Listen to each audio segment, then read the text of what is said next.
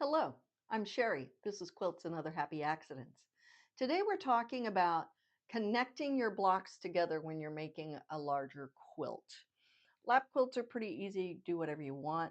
I decided I wanted to try webbing. Now, I've not done that successfully in the past, so I watched several videos, took bits and pieces from each of them, and I'd like to share those with you. We're also going to talk about setting up your space so that you can support the weight of the quilt as it grows, especially if you don't have one of those really nice quilting tables, which I don't. We're going to talk about how you can prevent those strip sets from pulling apart while you're trying to take it to the next step to have it all quilted. It's a lot to do today, so here we go. First, let's talk about this block behind me, because this is the quilt top I'm going to be working with today. And this is the strip sets that I did in color fabrics, in color groupings, and then I added a focus fabric. Now, when you sew these strip sets together, use a little bit smaller stitch because as you cut through that stitch line, it leaves it a little bit vulnerable to divide along the seam.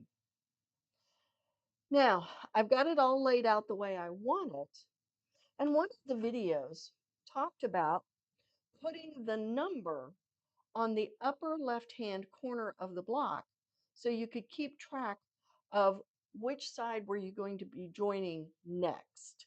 I found that very helpful. Then there's the matter of sewing, getting your sewing space so that you can support the weight of the quilt and it doesn't pull and just make you a little bit crazy while you're trying to sew everything together. So let me show you how I've rearranged my sewing space because I don't have one of those big fancy tables.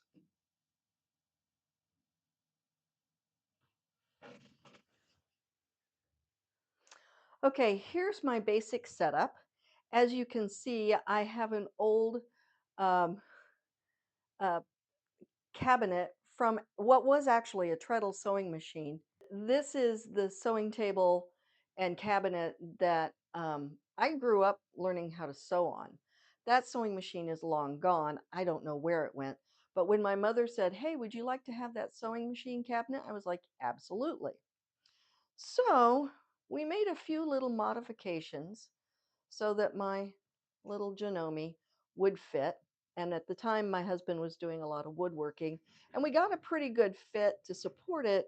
And as you can see, I've got an ankle weight here because it doesn't fit exactly, but with that ankle weight there, it keeps it from shaking and shimming, and it works for me.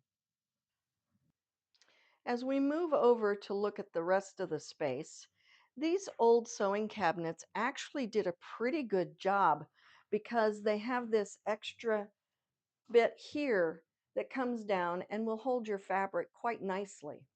Well, except when you're doing a really large quilt and then it's still not big enough. You might notice just to the left a little further, I have one of your everyday 6 foot um, folding tables. That's actually where I do a lot of my cutting and stuff because, well, it's what I had and it fits my space and my needs. Kind of in that phase of use what you have. Now let me show you what's behind the sewing table to help catch the weight of the quilt as it goes across.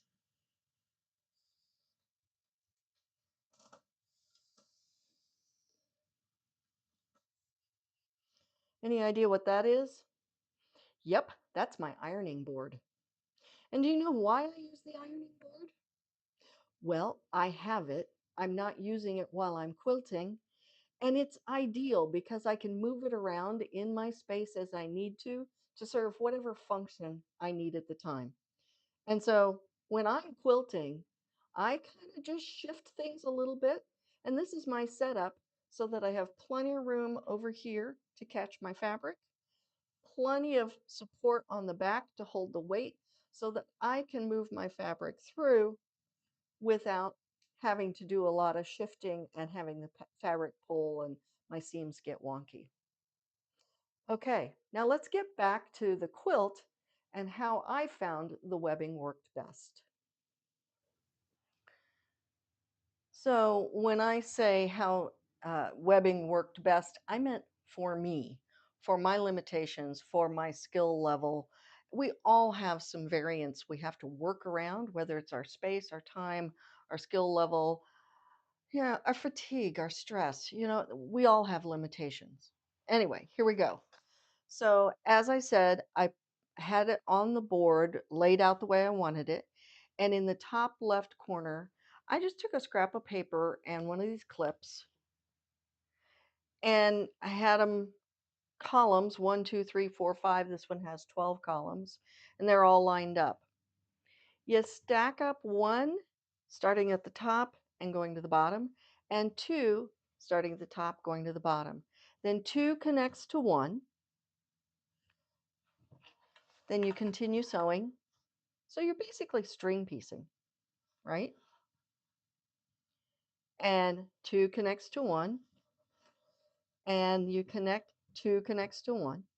And the other thing I found, you see this accordion fold, how I'm letting it unwrap itself as it comes around. I found that really, really helpful. So once I had all of these together, then the question is, how do you make this row and this row nest well? Well, it's how you press it. You can see where I connected these blocks. This block is pressed this way, this block is pressed this way. On each side of it, it's going to be pressed the opposite way. And that way, when you get these two together, those blocks nest really well, and it's super easy to manage.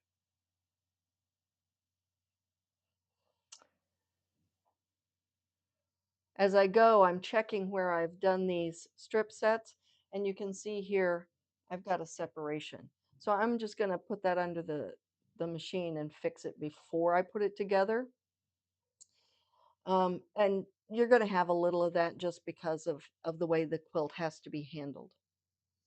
So I'm going to start, because I've already done some of these and I'm working my way up. So here's how this is going to look. Oh, there's another one I need to touch up. I'll bring you back after I've got the touch-ups done. Okay, I'm ready to start sewing. And really, at this point, it's pretty darn easy. And as I'm bringing the quilt around, you can see how important it is to have plenty of space over here to hold this.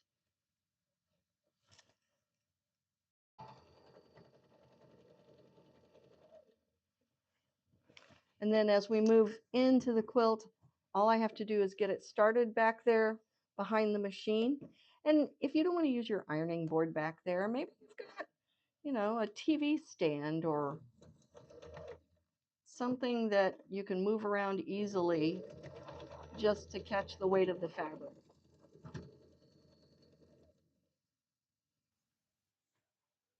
So I only have two more blocks to sew, and then I'll have this quilt top put together, ready for its final press. And I was sitting here thinking about all of our limitations. And I have a couple of limitations that I feel I am comfortable to share. First of all, I'm very new to YouTube. Um, don't have a lot of equipment. I'm doing all of this by myself, which makes it a little bit of a challenge, I guess.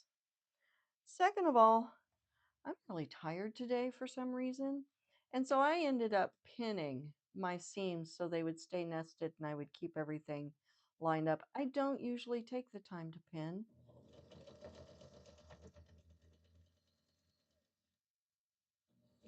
But today I chose to pin. So if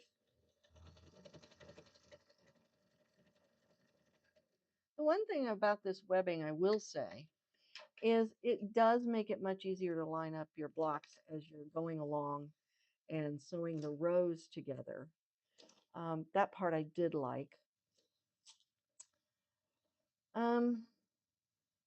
I think it's something that I'm gonna have to work on to get more confident with. So,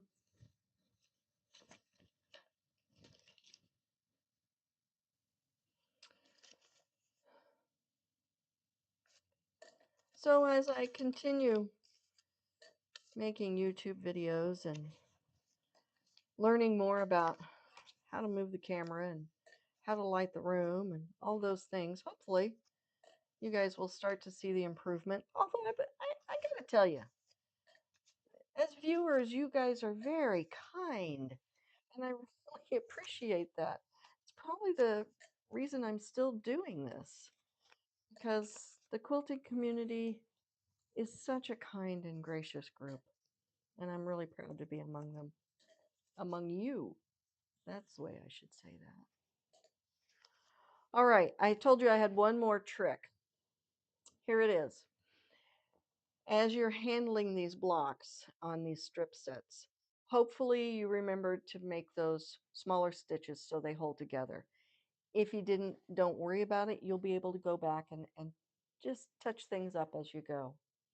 But then again, you're going to be handling this quilt top while you're doing the sandwiching and the quilting.